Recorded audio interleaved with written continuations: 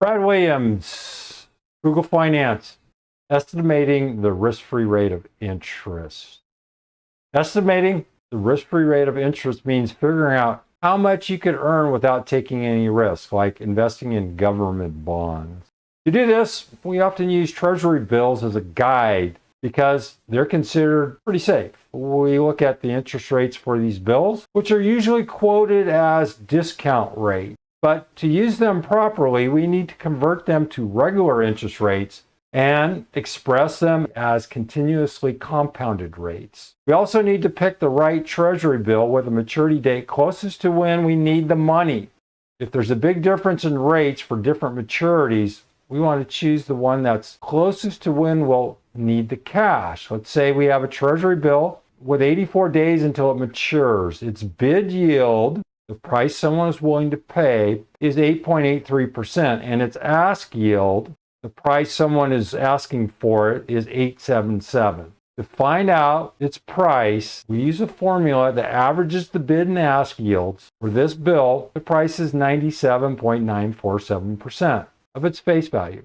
Then, to find the interest rate, we solve an equation. In our example, the interest rate would be around 9.02%. That's the estimated risk-free rate of interest for this Treasury bill. Estimating the risk-free rate of interest. Estimates of the risk-free interest rates are widely available and are usually quite reliable. There are quite a few points to consider, however. First, we need to select the correct rate. Because the Black-Scholes model uses a risk-free rate, we can use the Treasury bill rate as a good estimate. Quoted interest rates for T-bills are expressed as discount rates. We need to convert these to regular interest rates and express them as continuously compounded rates. As a second consideration, we should select the maturity of the T-bill carefully. If the yield curve has a steep slope, yields for different maturities can differ significantly. With T-bills maturing each week, we choose the bill that matures closest to, in this case, option expiration. We illustrate the computation with the following example. Considering a T-bill of 84 days, its yield is 8.83, its asking yield is 8.77. Letting bid and ask be the bid-ask yield, we use the following formula. Okay, so we have PTB is equal to 0.01 times bid plus ask divided by 2 times days until maturity divided by 360.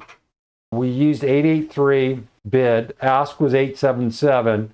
Our price is 97942 with some change. How do you convert that over into price? In this formula, we average the bid and ask yields to estimate the unobservable true yield that lies between the observable bid and ask. For example, the price of the bill is 97.947% of the face value.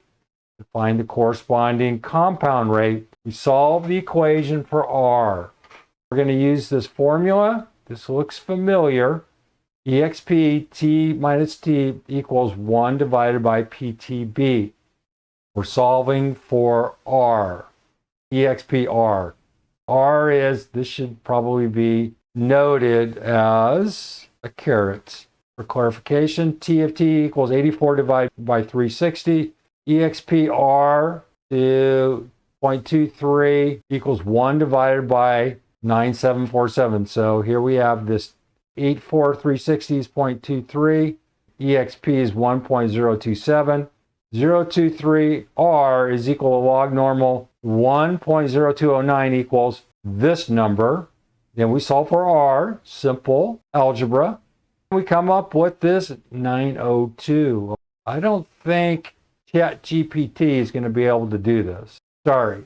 For those of you who really want to take the lazy route, thinking that ChatGPT is the genius, not so. You're going to have to, a little blood, sweat, and tears, figure this stuff out.